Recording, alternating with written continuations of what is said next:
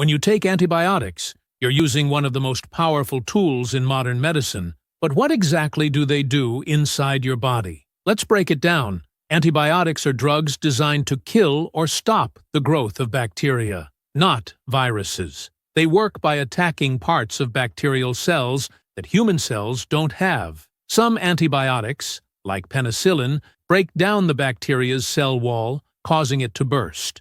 Others block the bacteria's ability to make proteins or copy their DNA, so they can't grow or reproduce. Once you take the pill, it travels through your digestive system, gets absorbed into your blood, and spreads throughout your body, targeting the bacteria causing the infection. But antibiotics don't just attack the bad bacteria. They can also affect the good bacteria in your gut, which may lead to side effects like diarrhea or yeast infections. That's why doctors recommend taking the full course, to make sure all the harmful bacteria are gone, and to prevent antibiotic resistance. Antibiotic resistance happens when bacteria adapt and become stronger, making future infections harder to treat. So, while antibiotics can save lives, they should only be used when needed, and exactly as prescribed. In short, antibiotics fight bacteria, not viruses, and how you use them